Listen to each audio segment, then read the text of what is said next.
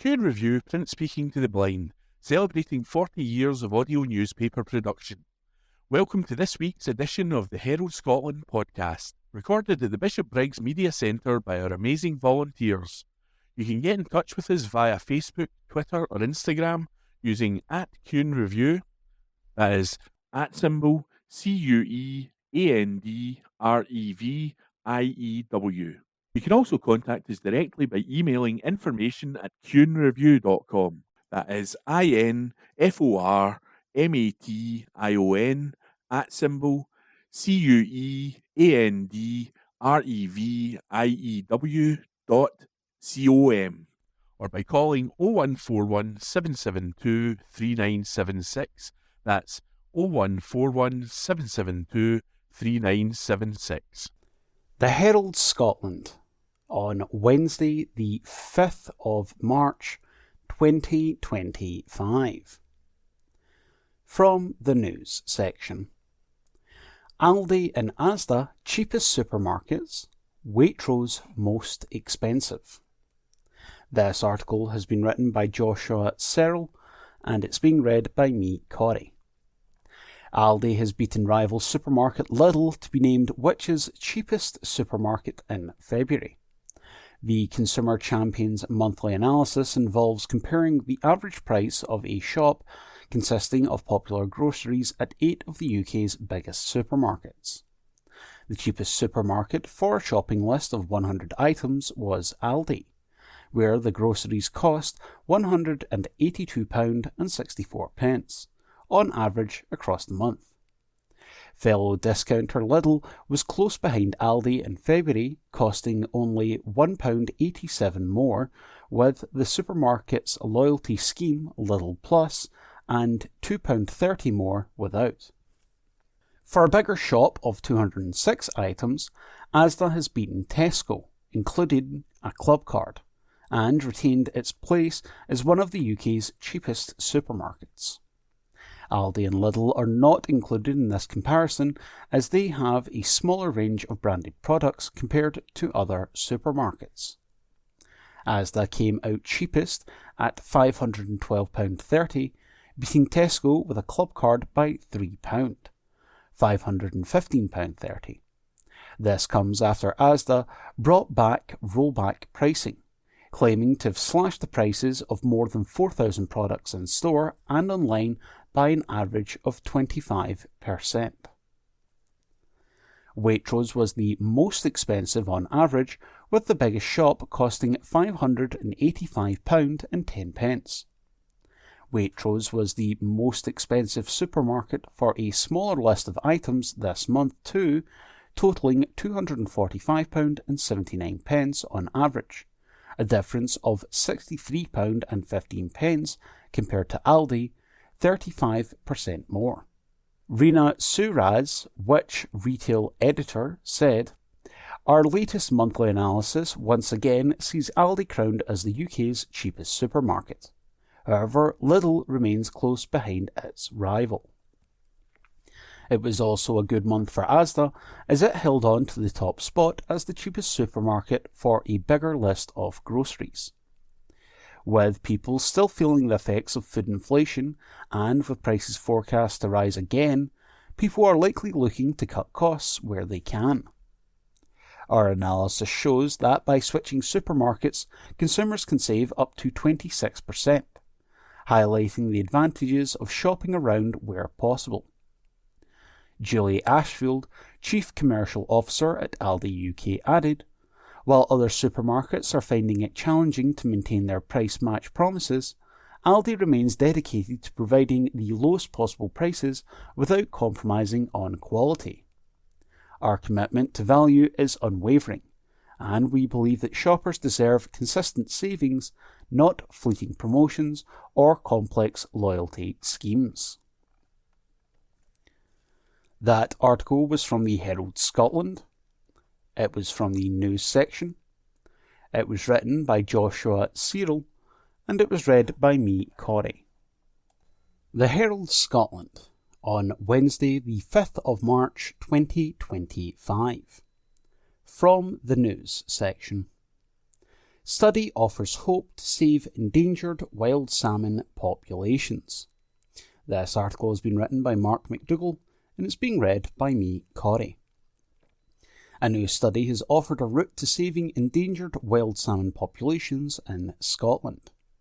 Levels of the fish have dropped drastically in Scotland and is a species classified as endangered on the International Union for Conservation of Nature Red List. Conservation stalking appears to be the only option available to prevent the complete loss of the threatened populations. The new joint study between the River Cairn Conservation, RCCA, and the Institute for Biodiversity and Freshwater Conservation at UHI Inverness is one of the most comprehensive investigations of conservation stalking in the United Kingdom. It has demonstrated that fish stocked as eggs or juveniles survive to return as adults, and has accounted for more than 50% of the rod catch. The study is also providing insight into ecology-sound methods of mitigating population decline and restoring wild populations. It draws from 3 decades of analysed genetic material and other data by the RCCA's award-winning scientist Bob Kindness to accurately tell the difference between wild-spawned and stocked salmon. The study reveals that breeding from wild-caught fish in the hatchery for a single season can mitigate the long-term genetic health associated with captive brood stock programs better than retaining females in captivity for multiple breeding cycles. Mr. Kindness said, "Before the Cairn Conservation Programme, salmon stocks had dipped so low that the native fish faced real risk of extinction. Once the programme was underway, a clear correlation emerged between the number of fish stocked and the number returning as adults. The resulting historically high rod catches were a testament to years of dedication and effort, an immensely rewarding outcome for me as someone with a passion for the king of fish." The study has also highlighted a strategy that could actively reduce Norwegian ancestry in the wild population, after genetic material from Norwegian strains were found that had been introduced by commercial aquacultural escapees. Incorporating fast turnaround genetic testing into conservation stocking programs could enable selectivity avoiding breeding from genetically compromised fish. The findings also show a need for collaboration between salmon conservation initiatives and the aquaculture industry, both of which play a vital role in the health of rural economies and ecosystems. John Gibb of the Salmon Scotland Wild Fisheries Fund, whose financial assistance made this project possible, said, "Atlantic salmon are in deep trouble, due mainly to climate and habitat change, and we need to do everything we can to work together in understanding how we can mitigate against this collapse." The study's findings are an important milestone in that journey, and point towards the most judicious use of stocking for the most threatened populations. I am delighted that the Wild Fisheries Fund could underpin this vital study into the impacts of long-term stocking into the River Cairn. That article was from the Herald Scotland. It was from the news section. It was written by Mark McDougall, and it was read by me, Corey. The Herald Scotland, on Wednesday the 5th of March 2025. From the news section. Work to start at new Scottish wind farm as contractors hired. This article was written by Brian Donnelly and it's being read by me, Corey. Work is expected to start at a major new renewables site in Scotland within weeks. Progress on the new Scottish onshore wind farm is moving forward after leading renewable energy developer OnPath Energy hired 3 key contractors.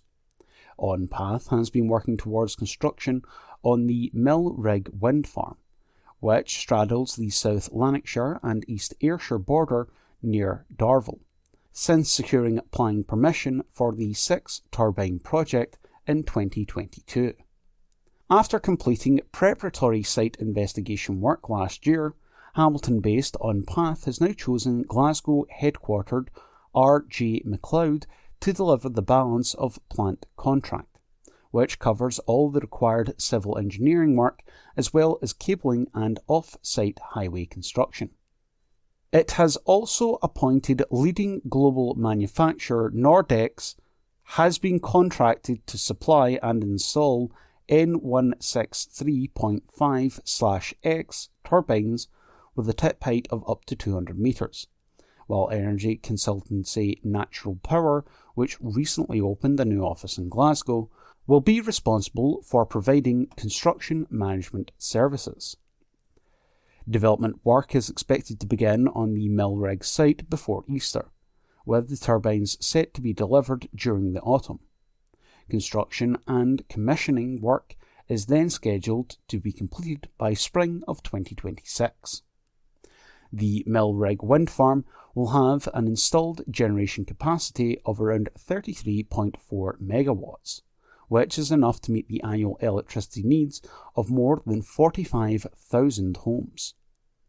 An investment of around £91 million is being made in business and services based within a 60-kilometre radius of the site through the project, with around 300 jobs being directly supported by the project during its lifetime, alongside many more in the wider supply chain. Milreg will also see a local community fund established which will deliver up to £167,000 every year to support a wide range of charities and community groups in the surrounding area, or around £5 million through the project's 30-year lifespan. It will also deliver a £450,000 investment in local training and employment opportunities during the first 5 years of its operation.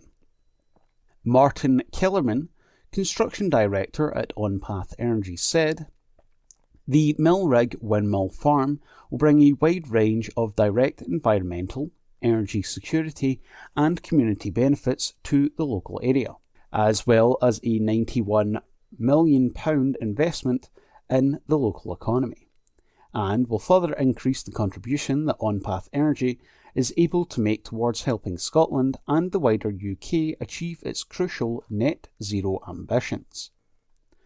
R.J. MacLeod and Natural Power have been trusted partners for many years, helping us to successfully deliver several onshore wind farms across Scotland and England, while the Nordex turbines we've specified here will be amongst the most efficient operating anywhere in the UK. We are very pleased to have access to our chosen contractors' combined expertise as we work towards commissioning the Milreg wind farm next year, and look forward to development and construction work progressing smoothly on site over the coming months.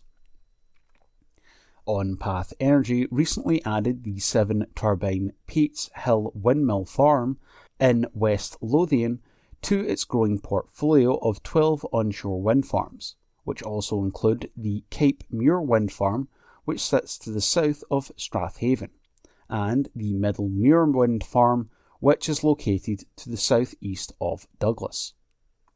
It is expected to commence the construction of 3 further onshore wind farms in Scotland: the Milreg wind farm near Darvel in South Lanarkshire, and Lethans Extension wind farms near New Cumnock in East Ayrshire, over the next 18 months, and is working towards securing planning permission for the proposed Bodding Lee wind farm in South Lanarkshire and the Pond Flexibility Energy Park near Bathgate.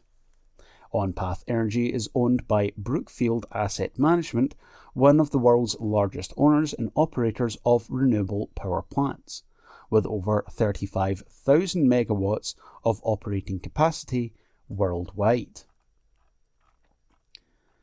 That article was from the Herald Scotland. It was from the news section. It was written by Brian Donnelly, and it was read by me, Corey. This is from the Herald Scotland of Wednesday the 5th of March 2025 from the business section. Net zero is intrinsic in almost everything that we do. This article is by Scott Wright and read by Karen.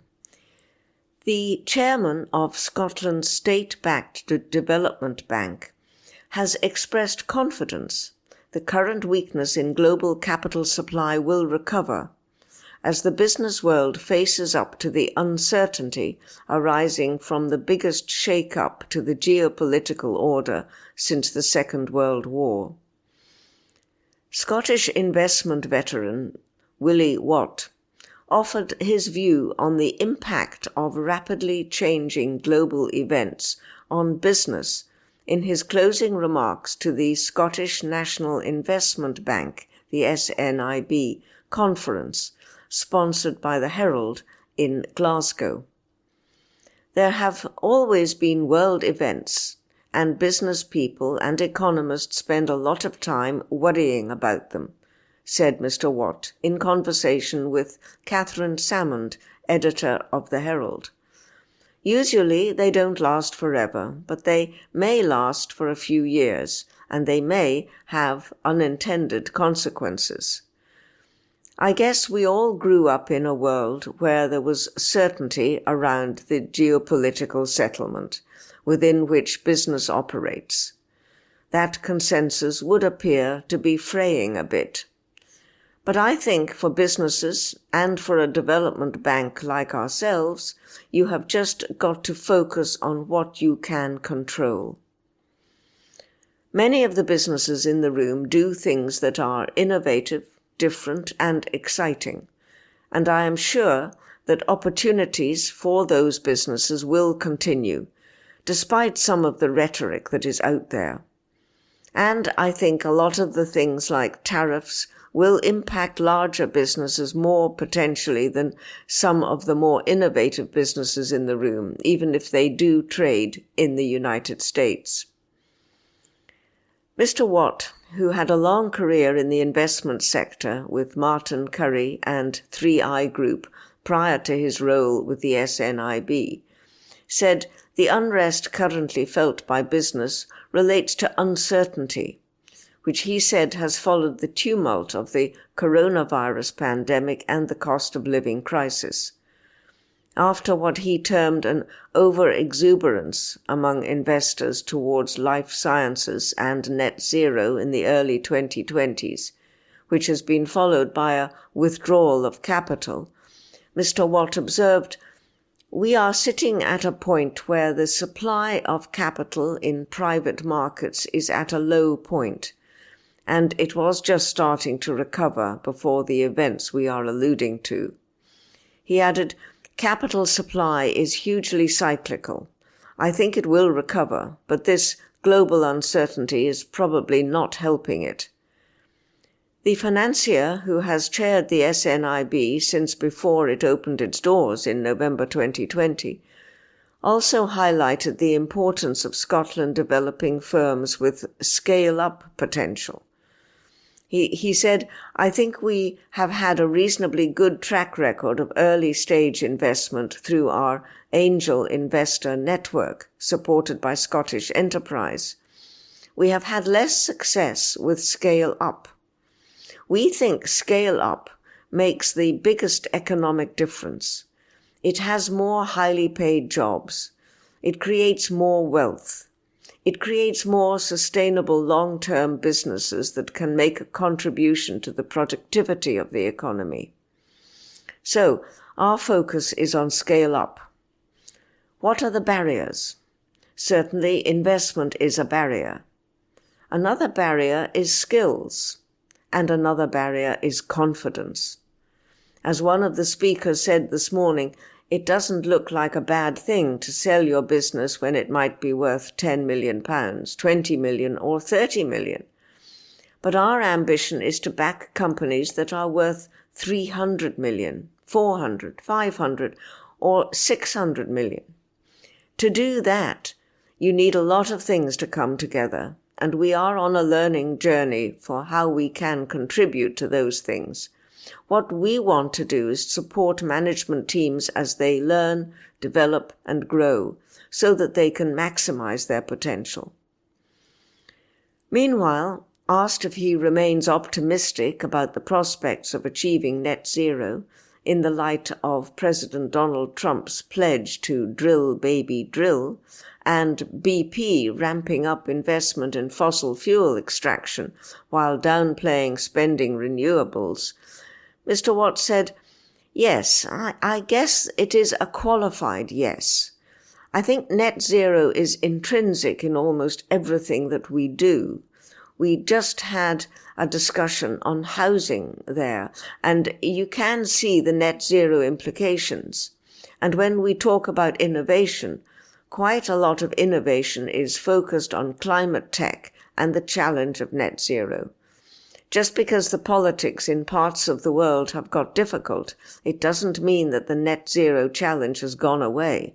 Obviously it hasn't. So we will remain committed to it.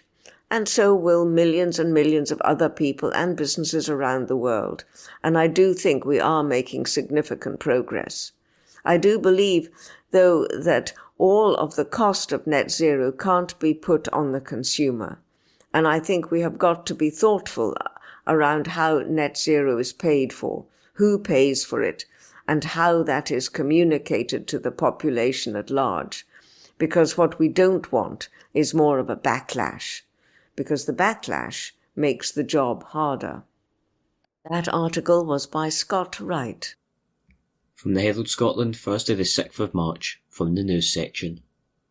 Elgol dinosaur found in 1973 finally extracted from a cliff on Skye. Article by Jodie Harrison. A Jurassic fossil has been extracted from the base of a cliff on the Isle of Skye where it was found more than 50 years ago. The fossil known as the Elgol dinosaur was discovered in 1973 near Elgol in the south of the island and is Scotland's earliest recorded dinosaur. It was not fully identified and remained uncollected until a team led by Elsa Pansaroli returned in 2018. Initially, researchers believed it was too difficult to extract the fossil, however it has now been achieved with the help of the local boat company, and scientists are hopeful there will be further discoveries on the island. The Elgol dinosaur dates from the Middle Jurassic period and is preserved in fragments, but researchers have identified part of the spine, ribs, and a hip bone, making it the most complete dinosaur skeleton found to date in Scotland. Bone analysis has led researchers to believe it is an ornithopod dinosaur, a group which includes notable later dinosaurs such as the iguanodon, the Parasaurolophus, and the Edmontosaurus. It is one of the earliest known ornithopod body fossils, as that group of dinosaurs became far more prominent in later Cretaceous period. The analysis of the bone structure indicates the dinosaur, which would have been roughly the size of a pony, was at least 8 years old. The new description of the Elgol dinosaur is published at the Earth and Environmental Science Transactions of the Royal Society of Edinburgh. Miss Pansaroli, the lead author and National Environment Research Council Independent Research Fellow at the National Museum Scotland, said, "This was a really challenging extraction. In fact, we previously felt it was too difficult to collect the fossil, but I thought it was really important to study it. I was able to persuade the team to give it a try.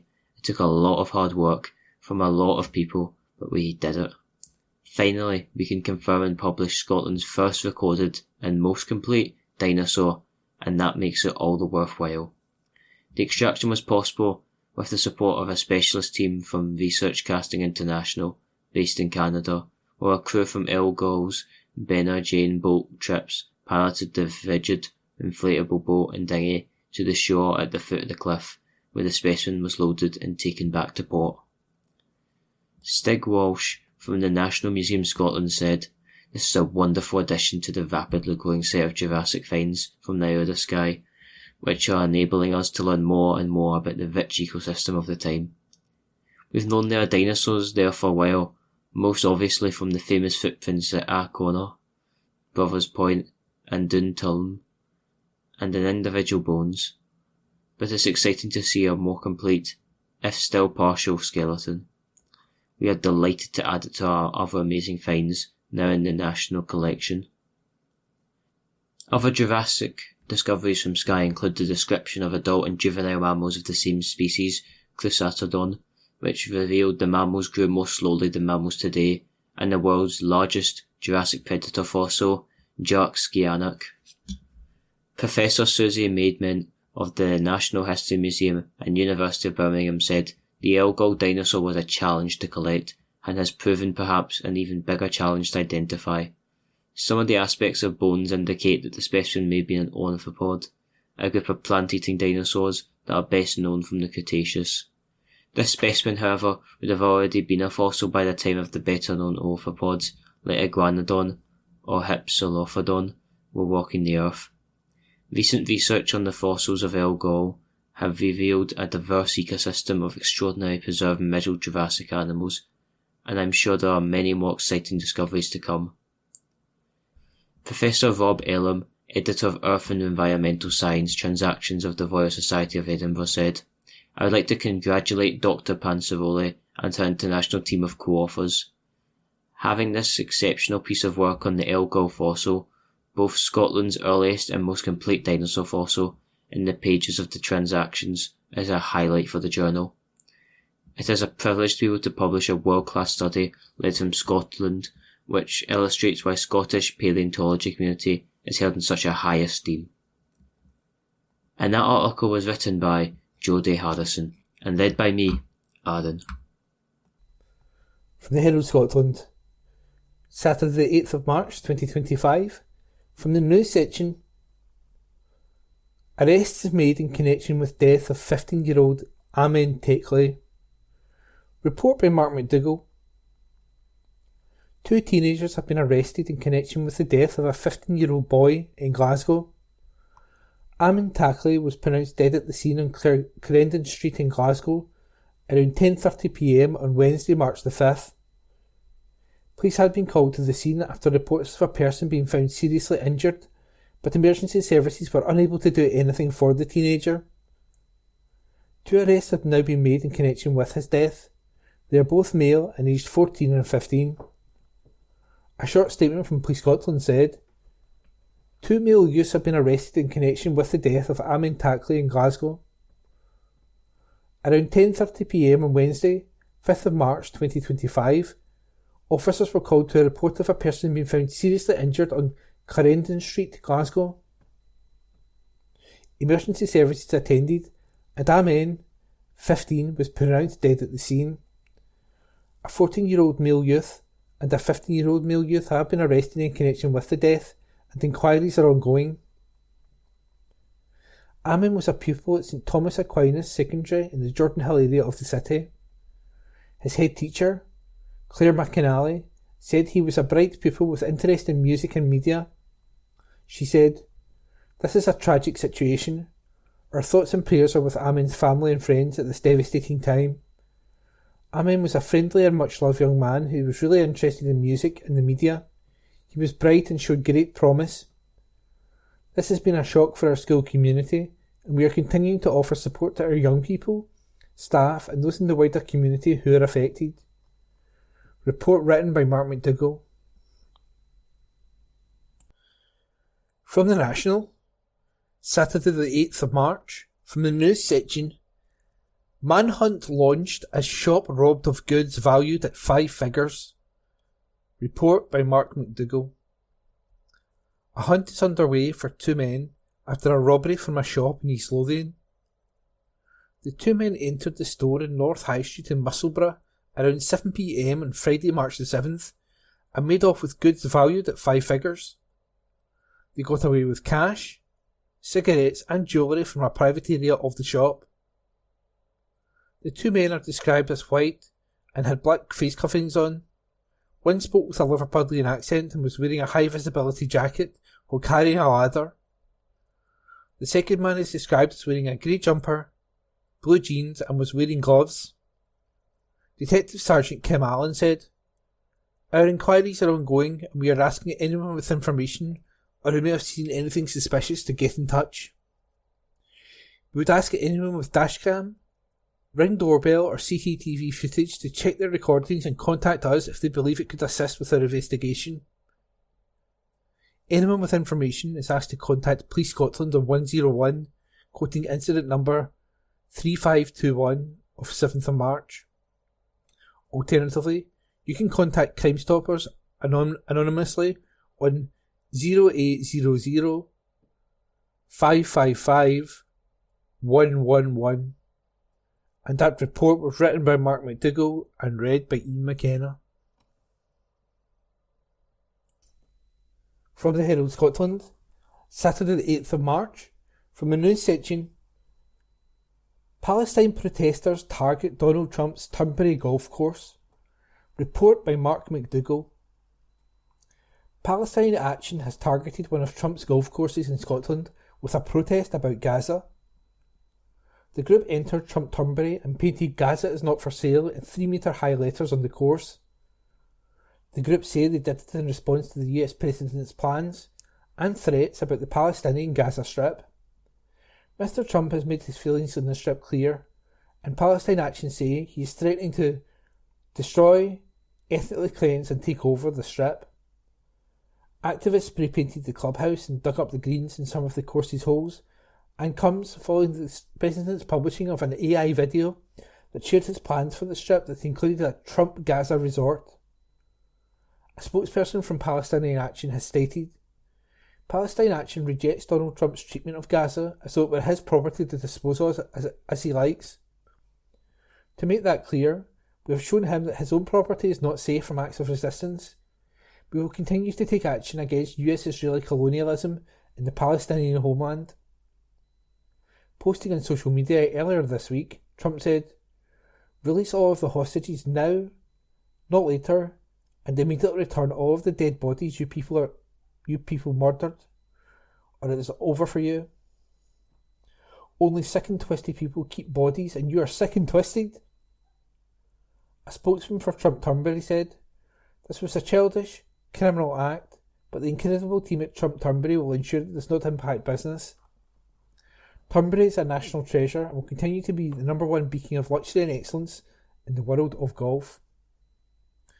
And the article was written by Mark McDougall and read by Ian McKenna. From the Herald Scotland, Saturday the 8th of March, from the news section, St Patrick's Day Parade a success as hopes for annual event revealed. Report by Mark McDougall. Glasgow hosted a St Patrick's Day Parade on Saturday, with hundreds of participants taking to the city streets. Spectators watched on as musicians, Irish dancers and GAA sports clubs were joined by Ireland's Consul General to Scotland, Jerry O'Donovan, and Glasgow's Lord Provost, Jacqueline McLaren, through the city centre.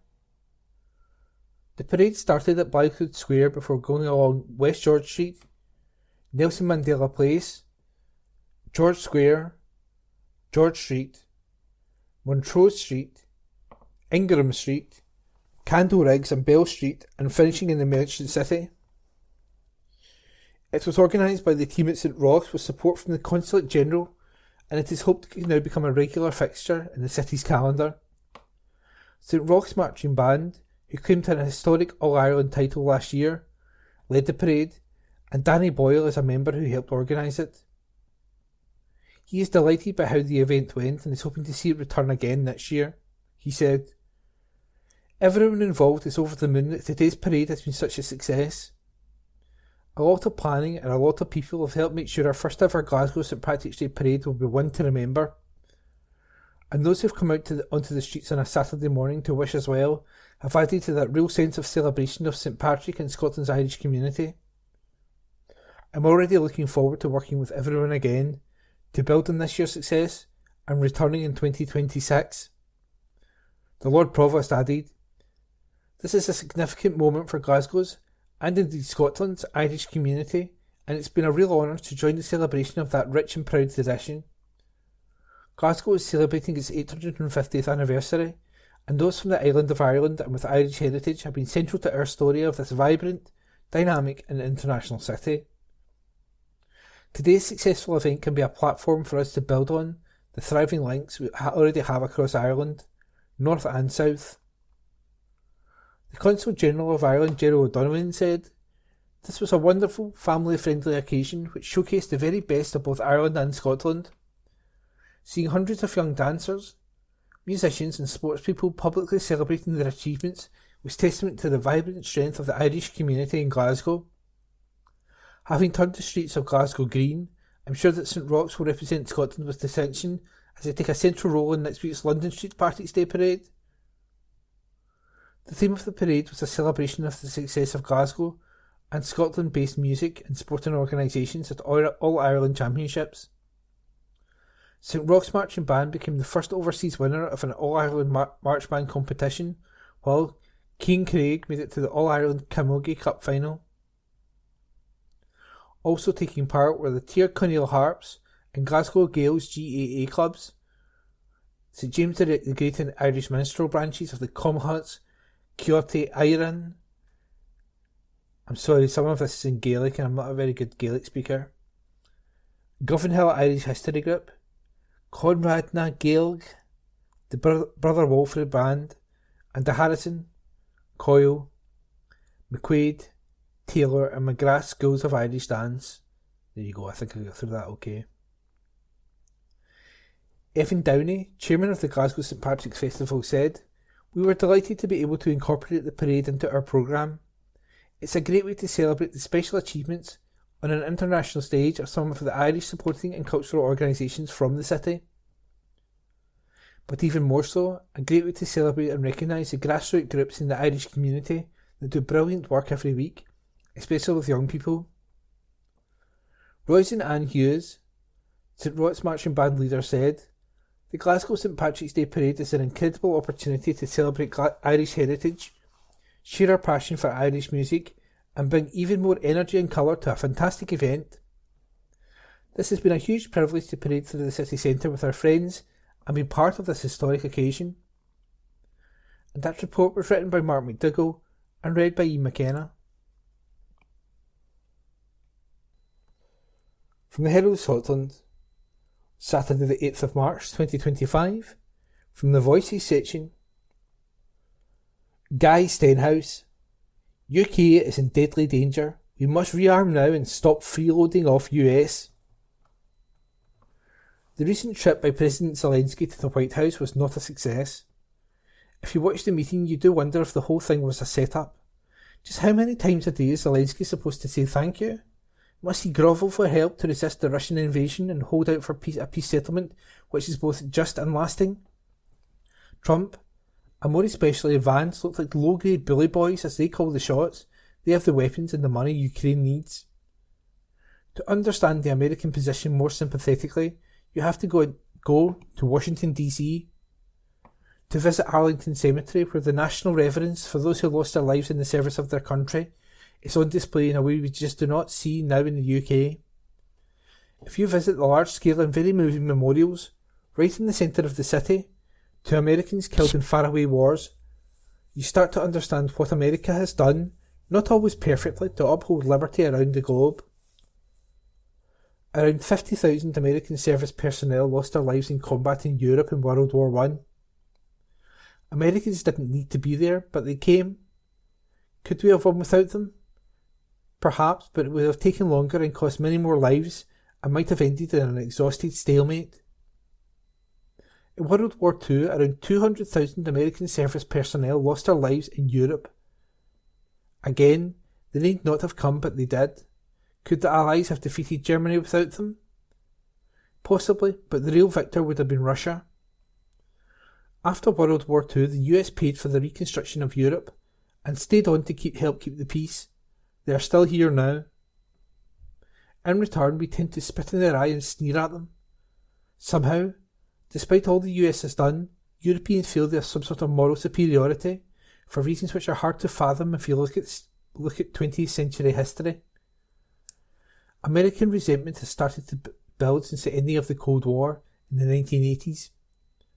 All countries in the West cut back on military spending, and now several nations which are members of NATO fail to spend 2% of GDP in defence.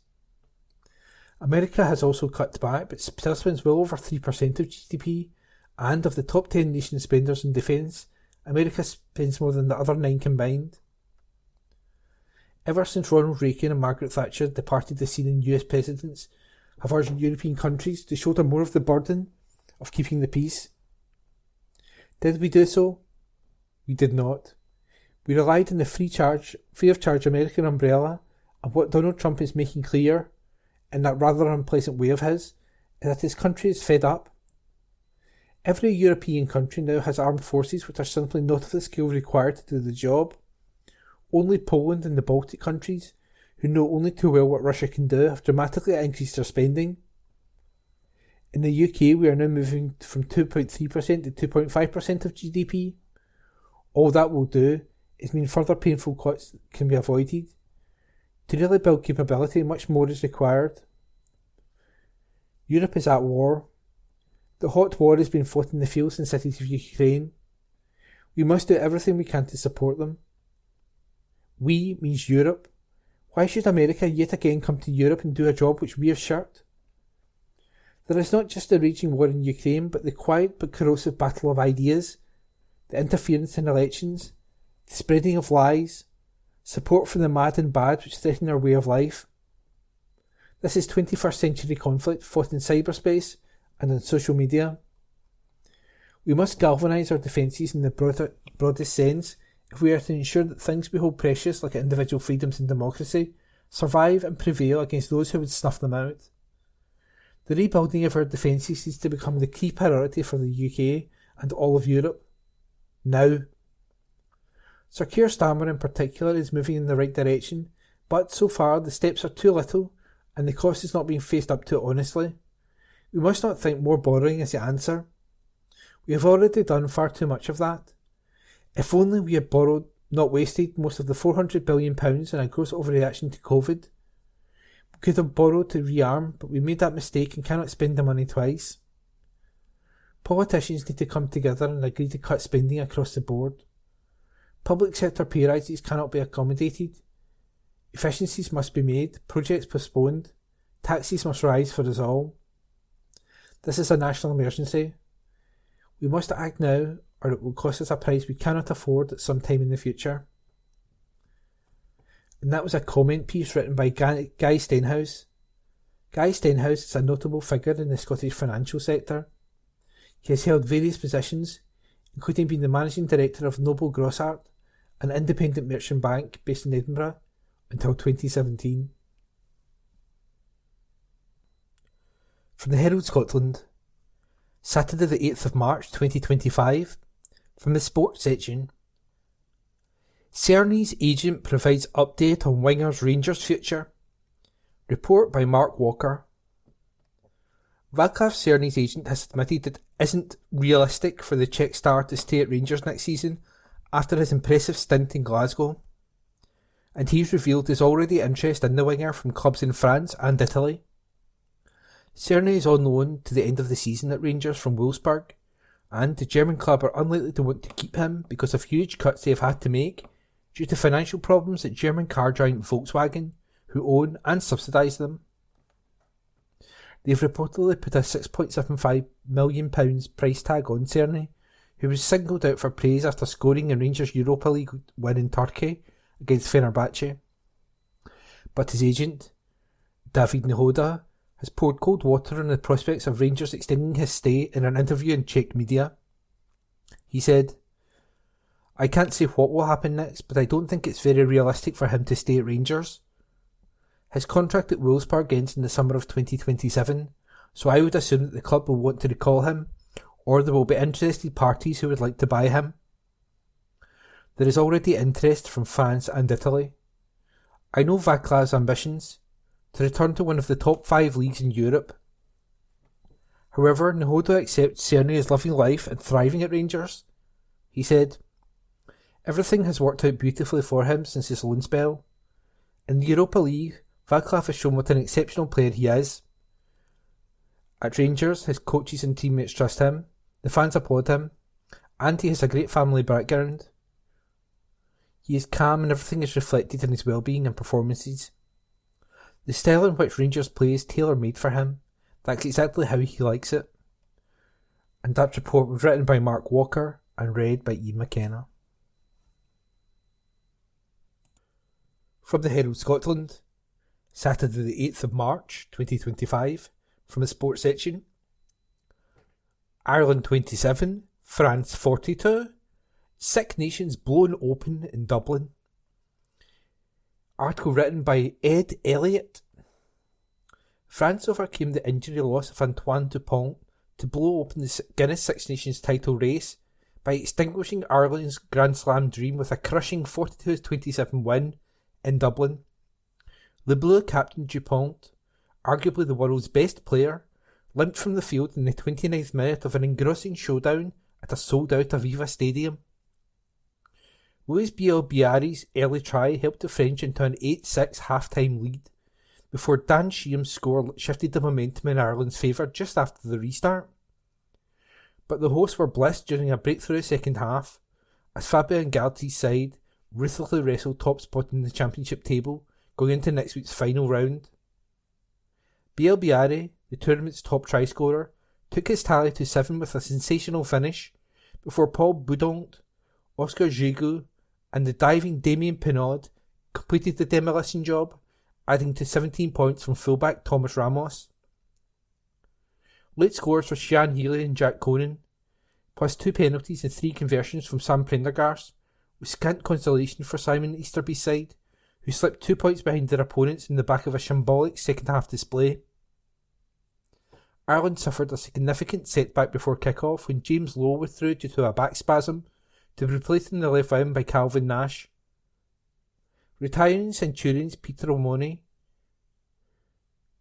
Healy and Conor Murray led out the teams to a deafening noise ahead of their final test outings on home soil, closely followed by captains Keelan Doris, Finlay Bealham and Conan, who were each winning 50th caps. Easterby's men were determined not to be sidetracked by sentiment in a fixture which has ultimately decided the destination of the title in the previous 3 years. The hosts flew out of the box but were unable to make a dent in the scoreboard, as Doris was held up in the line by Gregory Aldred before Prendergast struck the post with a penalty. Following a series of early let-offs, momentum gradually began to shift in France's favour. Dupont was denied a breakaway try due to a knock-on before setting up Bielbiari to dot down wide on the left, in the aftermath of Joe McCarthy being sin-binned for a cynical, off-the-ball tug on Ramos. France's talismanic skipper was then helped from the field following a challenge from Tag Bierne, a major blow intensified by replacement scrum half Maxime Lecoux being the only back on the visitors' bench due to Galtie's bold decision to go with a 7-1 split. Ireland hit back to end an absorbing opening period just 2 points behind. A 35th minute Prendergast penalty finally opened the host's account before he split the post with a monster effort from the halfway line with the last kick of the half, after Ramos slotted 3 points at the other end. With the encounter finally poised, Ireland capitalised on a strong restart to lead for the first time when Sheehan launched himself into the right corner following a line-out maul. Prendergast nailed the tricky conversion, but the contest swiftly and emphatically swung back France's way after flanker Boudonc benefited from some neat offloads to crash over.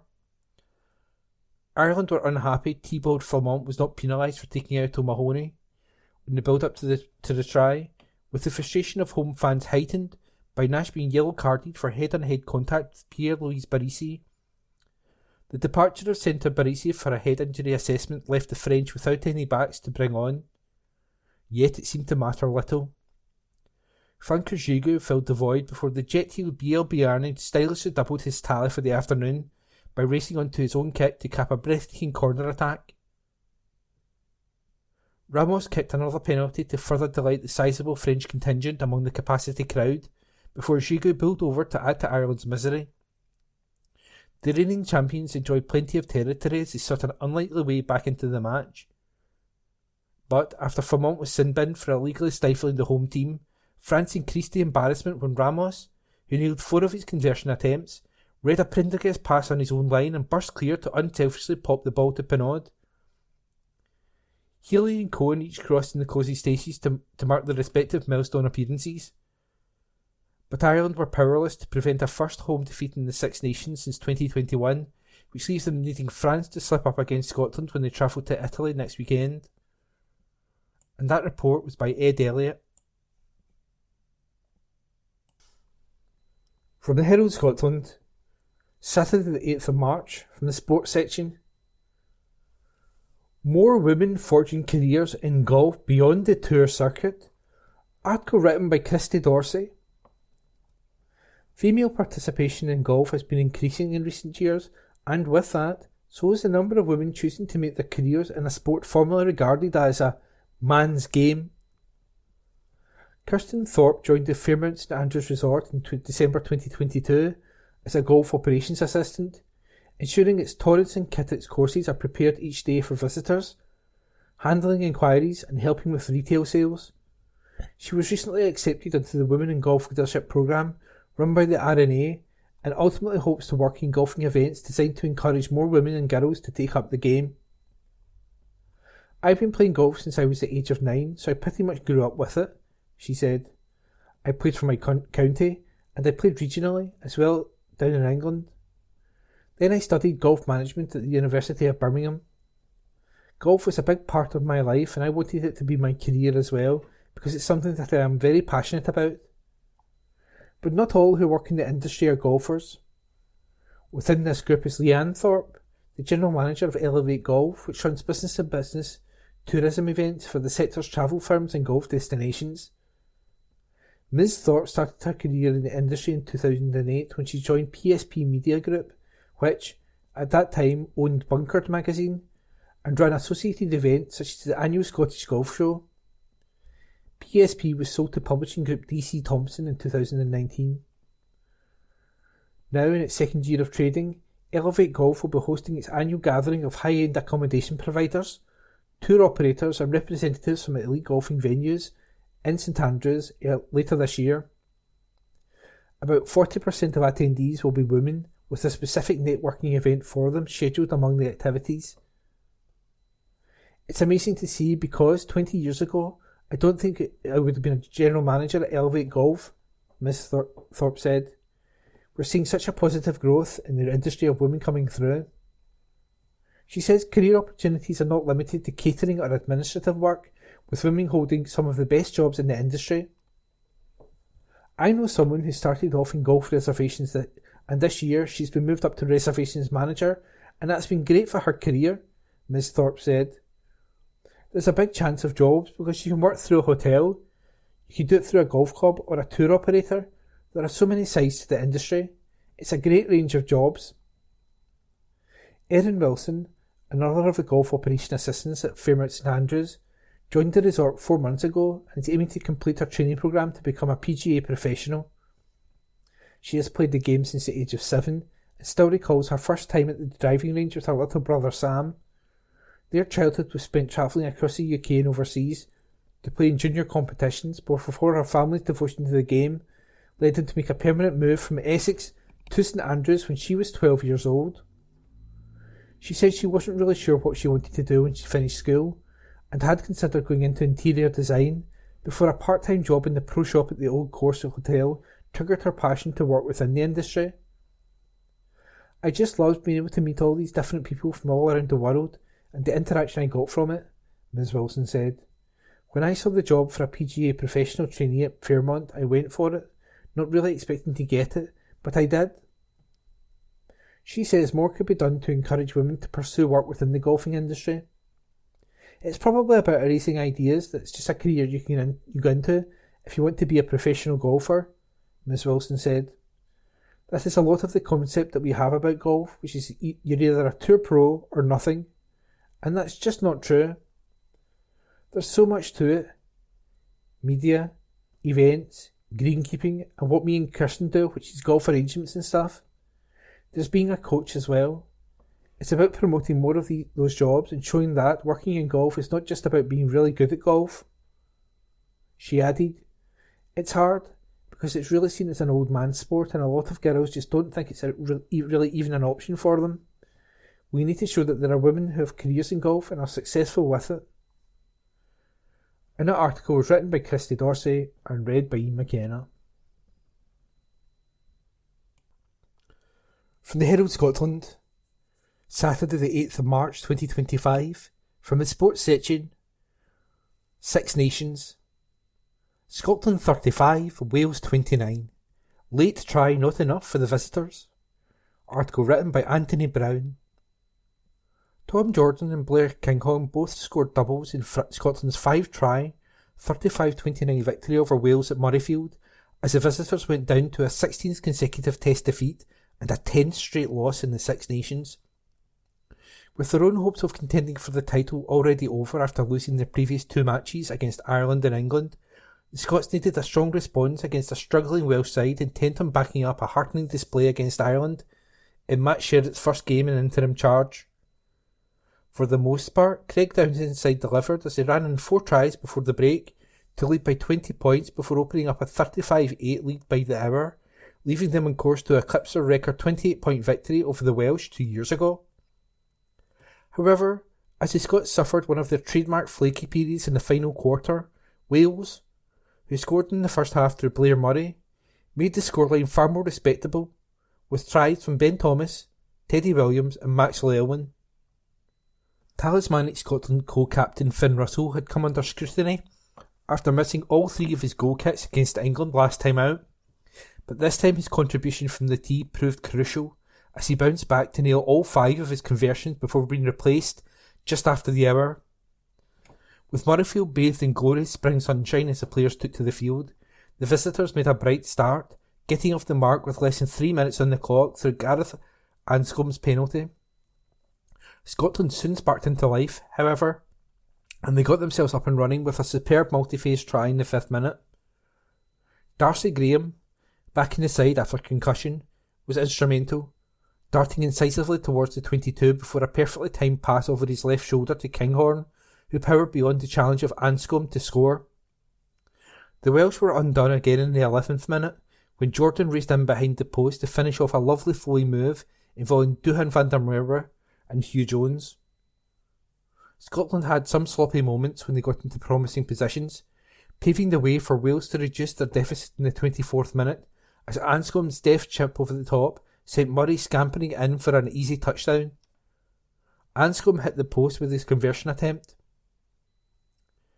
The hosts reasserted their authority in the 27th minute when Graham burst over for the 30th try of his Test career after some sublime play from Russell, selling Anscombe a dummy to set him clear. A Welsh meltdown just after the half hour allowed the men in dark blue to extend their advantage to 20 points. Prop Wilgriff John was sin-binned for cynical play in the 31st minute, and Scotland swiftly scored again following some calamitous play from the visitors inside their own 22.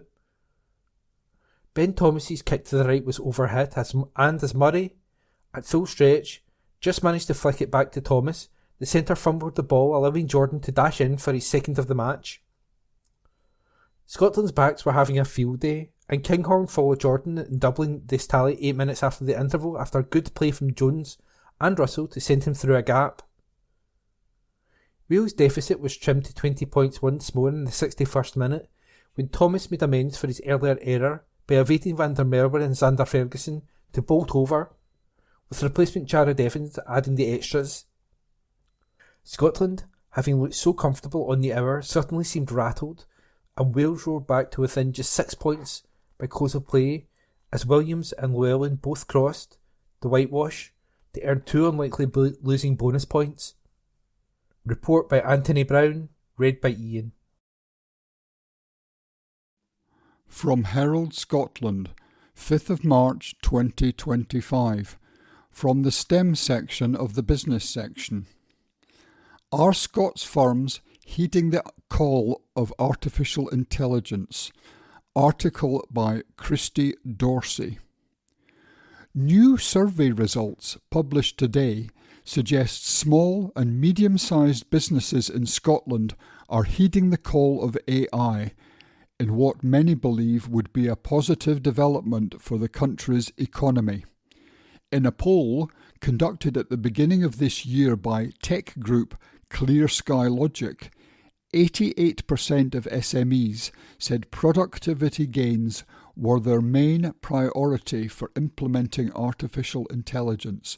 More than half had already invested in AI, with IT systems, 36%, administration, 29%, and sales and marketing, 21%, the main areas targeted. In total, 9 out of 10 said they had already invested in AI or were planning to. Other surveys have previously painted a mixed picture of AI adoption in Scotland, with research released in December by recruitment agency Hays revealing that 23% of workers were using artificial intelligence tools in their job, up from 19% in 2023. It suggested this relatively slow increase was due to a lack of training and support. If the intentions among SMEs in today's survey come to pass, it will be regarded as an economic victory by proponents of the technology.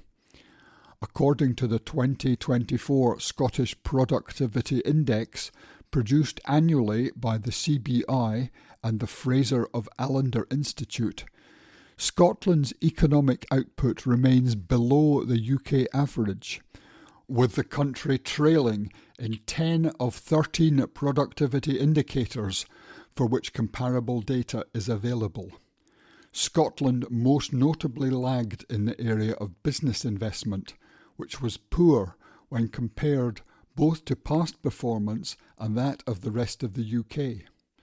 Writing in her foreword to that publication, CBI Chief Strategy Officer Tracy Black said Scottish firms need to consider how they can improve productivity by embracing innovation and technology.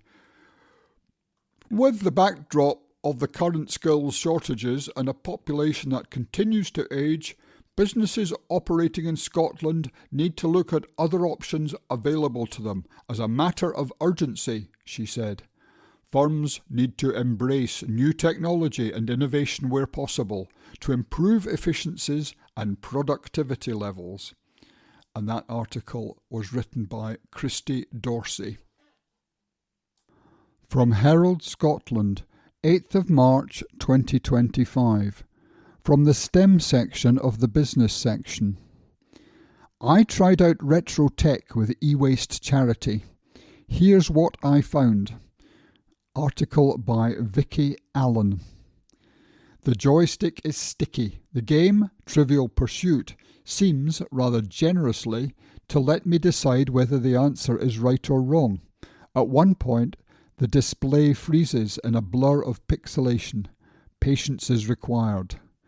But there is also a nostalgia in staring into the green of a 1980s phosphorescent digital display, a pleasure in the giving in to the slow pace.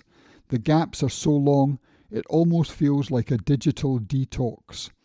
The 1985 Amstrad is one of many vintage computers and other devices in a collection that has been refurbished for a retrotech auction by the e-waste social enterprise and charity Edinburgh Remakery. Most of these would have ended up in landfill, or, says the charity's CEO Elaine Brown, sitting in somebody's attic forevermore. Some are cobbled together from devices of the same model to create Frankenstein versions of these vintage machines.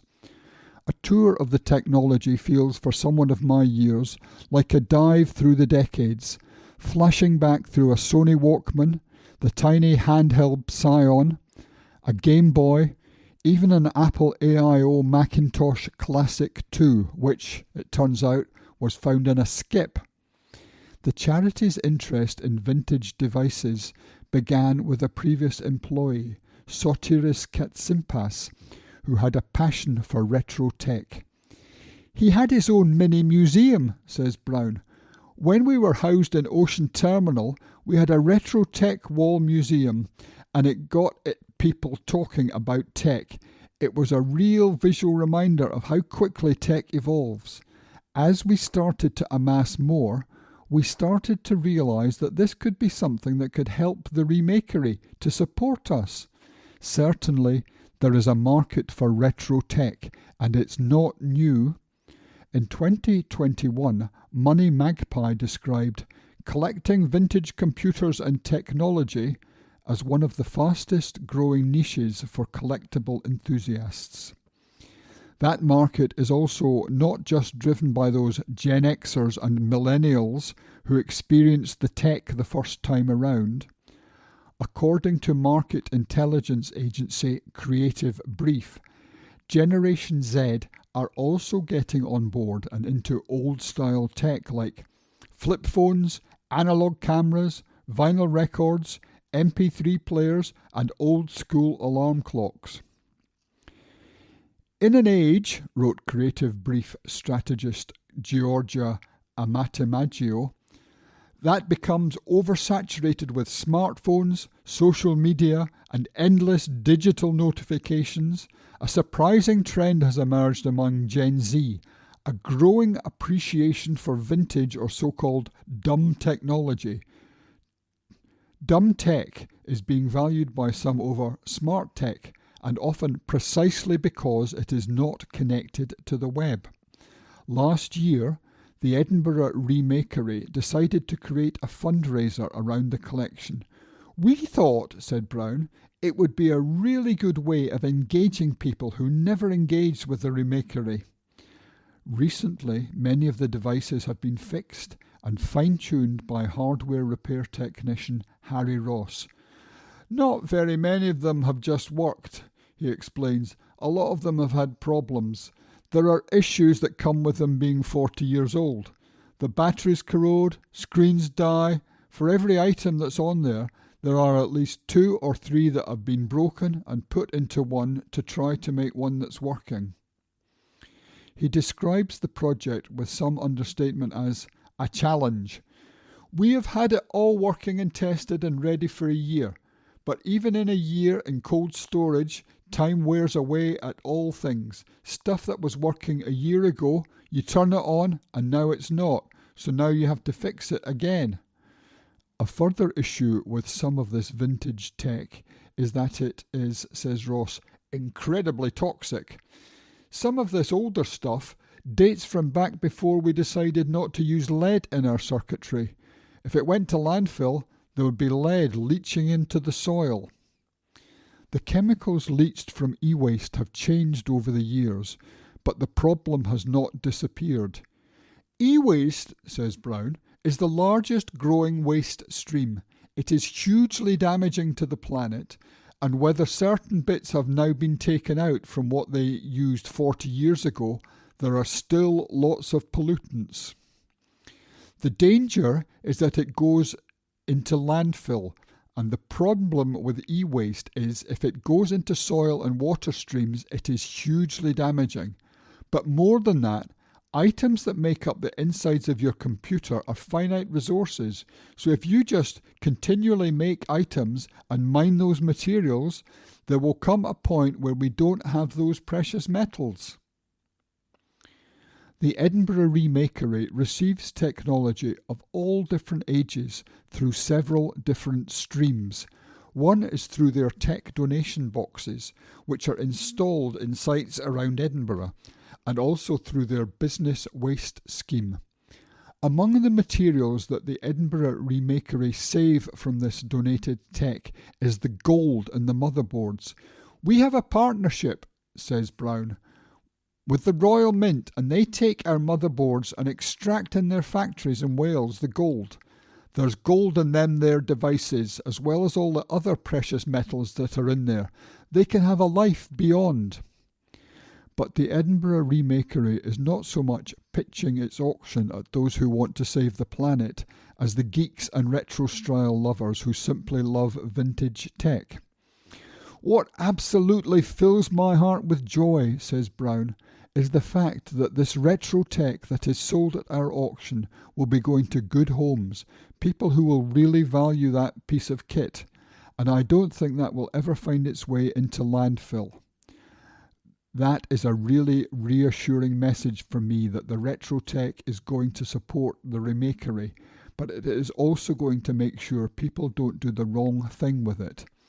The auction will culminate in a gala evening on the 28th of March with dinner and 1980s disco. The Remakery hopes the event will help get across their message about the ever-growing problem of e-waste, whether vintage or last year's tech. But the aim is also to raise money for their charity, whose goal is to tackle loneliness and to tackle digital poverty. There are 800,000 people in Scotland who face digital poverty, says Brown, who don't have a device that is sufficient to function in this digital world. So the Remakery will use the funds to help people who are facing that digital poverty. Our tech guys will be able to afford the time to be able to refurbish a bit of kit, so a laptop will be provided to someone who doesn't have one. The money will also go to support our community clubs. And that article was written by Vicky Allen. From Herald Scotland, 8th of March 2025. From the STEM section of the business section. Personal privacy is the next big civil liberties battle. Article by Morrig Green. On Thursday, I'll be speaking at a major conference in Edinburgh about how Citizens Advice Scotland is developing the way we work with data and the importance of protecting your privacy as we do so. Last year, we gave advice to almost 192,000 people in Scotland. When you help so many people, you also build up a vast evidence base about the challenges faced by people. We use that evidence to inform government, regulators and businesses of the human impact of their public policies, and so persuade them to make changes that make a positive difference in people's lives. In 2024, CAS launched Forecast, which is a new quarterly webinar that brings that evidence base to new audiences, showcasing our data and insight into the issues that are affecting people in Scotland and forecasting the solutions we need to see to improve people's lives. In recent years, we've been thinking about what more we can do with our evidence. How can we use it more effectively to help improve our services and to tell the story of the difference we make? We've used Data Orchard's data maturity framework to understand what we're doing well and where we need to improve and develop. One of the issues we've faced is how do we make use of the data that we gather while making absolutely sure we don't compromise on our cast iron commitment to confidentiality for each person who comes to us. This has been really challenged as we became involved in some pioneering work using artificial intelligence. We recently wrote in this column about a new AI tool that helps advisors in our Extra Help unit to identify the most urgent issues amongst the vulnerable energy consumers who turn to the unit for help with their energy complaints. We've also been exploring how AI can help support CAB advisors to spend more time focusing on the people who come to us for advice and less time at a computer updating records. All of this innovation comes with risk because we're working with new and relatively untested technology. The privacy of people who use our services is really important to us. So developing expertise around data protection and ethics has been a key enabler to these projects. The right to privacy is one of the areas of human rights that will come under increasing threat as a result of AI. So we've spent a lot of time and effort getting data protection right by minimizing the data that goes into AI tools and pseudo-anonymizing it where possible, making sure the data doesn't leave our systems, and only using AI tools that we trust are secure. We also weigh up the benefits that any tool can deliver with any potential risk before letting it near live data. We believe this is important work because AI is not going away and it has the potential to make an enormous difference to the way we work and the benefits we can deliver for the people of Scotland. We can get this right, but the key point I will be making on Thursday is that we will never do anything that will compromise on the cherished values of trust, integrity and confidentiality that have been our watchwords for 85 years. And that article was written by Morrig Green, who is the head of strategy, governance, performance and risk at Citizens Advice Scotland. From Herald Scotland, 7th of March 2025, from the STEM section of the business section. Technology, Would Your Vest 3 for gaming, film and music immersion. Review by Sean Dimmock. What is it? A haptic feedback vest designed for gaming, film and musical immersion. Good points. One of the standout features of the Would Your Vest 3 is its 360-degree haptic feedback system, equipped with 6 powerful transducers, 2 on the front, 2 on the back, and 2 on the sides, which deliver precise vibrations that allow users to physically feel their media of choice. The device is compatible with a wide range of devices, including PC, console, VR, and works well with mobile devices. This means that music lovers can experience their favourite tracks in a new way. Connectivity options include Bluetooth 5.0, a 3.5mm stereo line-in, supporting TRRS input for microphones, and USB-C audio in. This variety allows for flexible setup configurations, whether you prefer a wireless or wired connection. In terms of audio performance, the integrated Texas Instruments analog headphone amplifier is a highlight. The 138 milliwatt output provides plenty of power to ensure that sound is not forgotten in the experience. Comfort and usability are also key strengths of the Would Your Vest 3. Weighing just 1.5 kilograms, 3 pounds, it features adjustable straps to fit body sizes from medium to XXL. The built-in 14.4 volt lithium-ion battery offers up to 8 hours of continuous use on a single charge. A USB-C power system ensures the device is fully replenished within 3 hours. Bad points? The LED indicators can be distracting when just listening to music in a dark room. Best for? Those seeking deeper immersion in their entertainment without leaving the house. Avoid if you are easily jump scared, as you can forget you are wearing it until it kicks into life. Score 9 out of 10.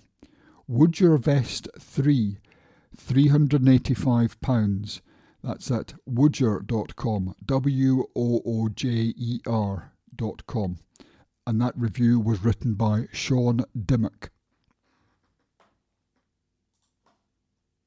This is from the Herald Scotland of Wednesday the 12th of March 2025 from the Voices section. Starmer attack on society's poorest leaves Scottish Labour in trouble. This article is by Alison Rowett. The Battle of the Closed Blinds. Ah, yes, I remember it well. It was 2012. Austerity was tightening its jaws, and a fresh-faced young Chancellor named George Osborne was about to set out his view on the benefit system. Addressing his party's conference, Mr. Osborne asked delegates, "Where is the fairness, we ask, for the shift worker, leaving home in the dark hours of the early morning, who looks up at the closed blinds of their next-door neighbour sleeping off a life on benefits?" It would have been a rum thing for anyone to say, far less the son of a fabric and furnishings dynasty who had enjoyed every privilege in life and would go on to relish many more. I did not think anyone could or would want to beat it for sheer knuckle-headedness.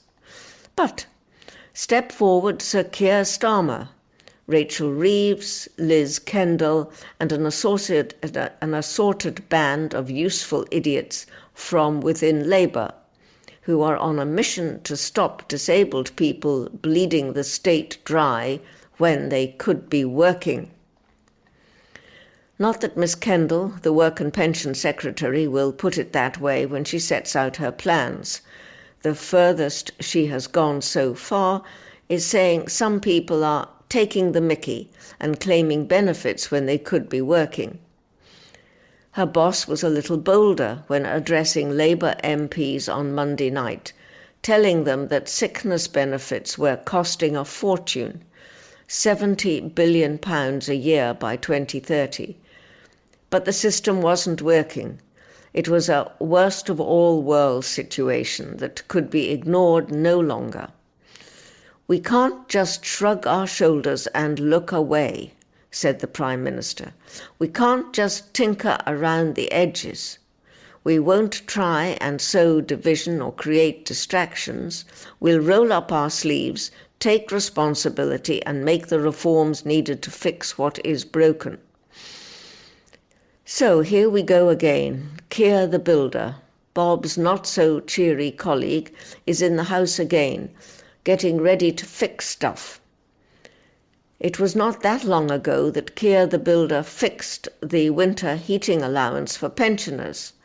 Now his Chancellor wants £6 billion off the benefits bill. Not that she wants to be nasty either.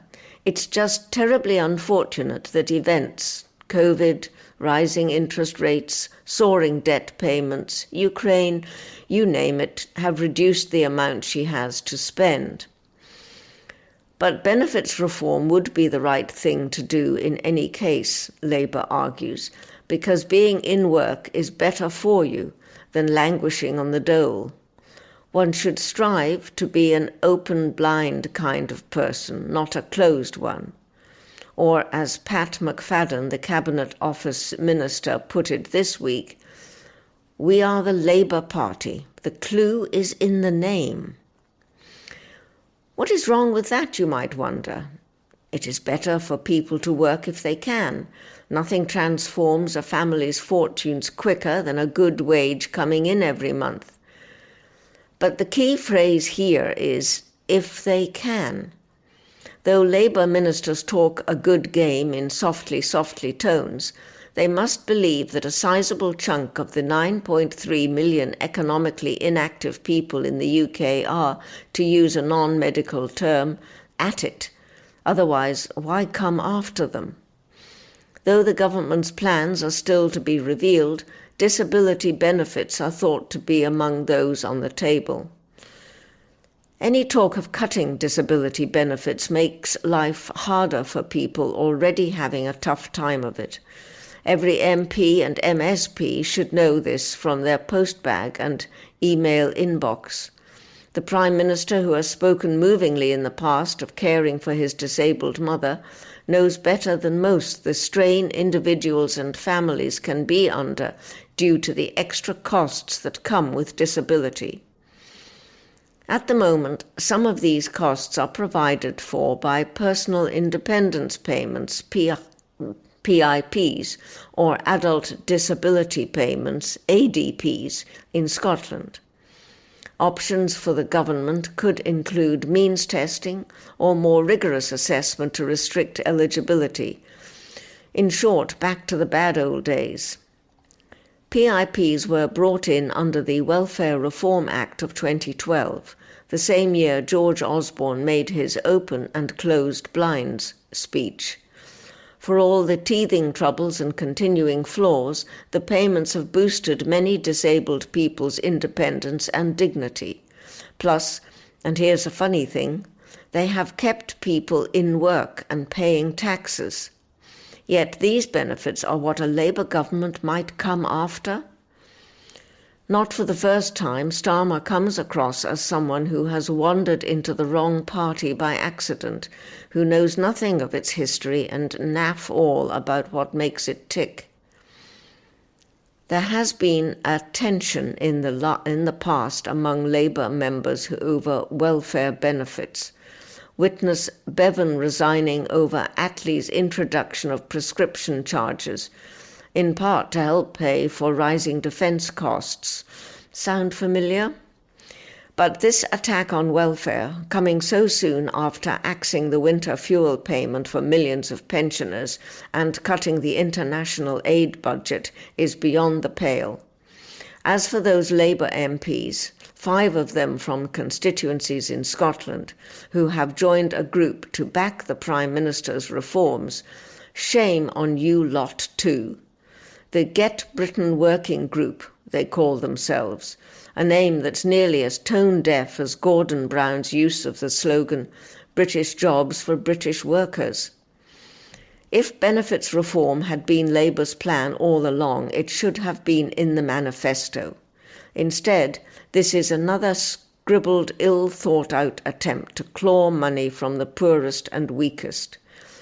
The government either can't or won't come up with a better idea. What they will end up with, to quote Starmer, is the worst of all worlds. The money raised won't be enough to fill the hole in the public finances, and along the way a lot of lives will be diminished or ruined. What does Anas Sarwar, the leader of the Scottish Labour, think of the policy he will have to defend from now till the Scottish Parliament election comes around?